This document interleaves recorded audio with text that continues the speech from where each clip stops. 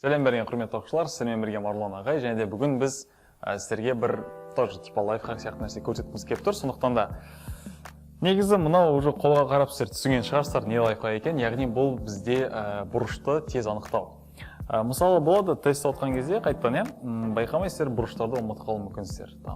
Қайтадан қобалжудың кесірі әртүрлі жағдайлар болуы мүмкін. Бірақ соны да жаттап жүрсеңіздер өзіңізге артық етпейді. Сондықтан қараңыздар. Мына жерде бізде бұл лайфхак көрсету үшін бізге қолдың суреті керек болды. Және де мынандай формуланы білсеңіздер жеткілікті. Так, мына жерге жазып қойын. Альфа тең төбір асты n бөлінген 2. Міне осы қарапайым формула ғана. Енді қараңыздар. Бізде қолымызды бүйтіп тест отқан кезде мысалы қарай саласыздар, бүйтіп ойша қойып, бүйтіп былай ма. Сол кезде мына бізде 0-ден басталады, өйткені білесіздер, бұл жазықтықта 180 градус, ну типа 0-ге тең сияқты. 0, 1, 2, 3, 4. Енді болды, өте оңай нәрсе. Қараңыздар, 0-да бізде, мысалы біз қазір қарастыратын бұрыштар ол синус альфа мен косинус альфаны бұдан кейін қазір айтамын. Бірінші синус альфадан бастап көрейік. Енді қараңыздар. Синус альфа 0-да бізде 0 градус. Я жазықтық яғни. 1-де 30 градус, мына жерде 45 дейміз, 60, одан кейін мына жерде 90. Міне болды, осымен уже есеп қазір бітеді, қараңыздар. Өстіп қойып аласыздар, мысалы, сіздерге тестта мысалы мындай сұрақ келеді.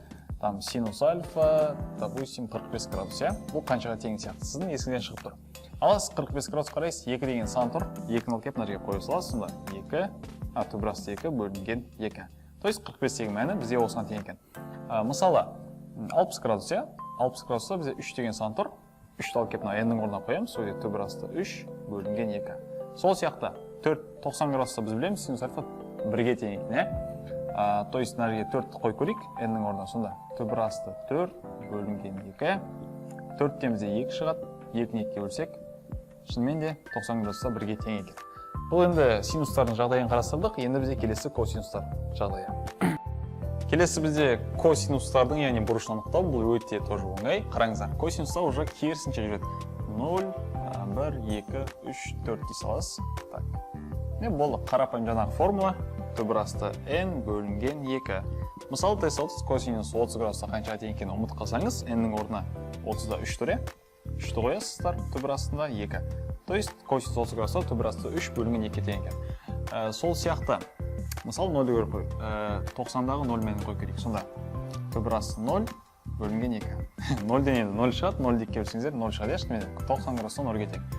Соңғы 4-ті көре салайық, тексеріп, төбір асты 4 бөлінген 2, яғни n-нің орнына біз 4-ті қойдық. 4-тен 2 шығады, 2-ні 2-ге бөлсек, шынымен де 1. То есть косинусымыз 0 градуста 1-ге тең екен.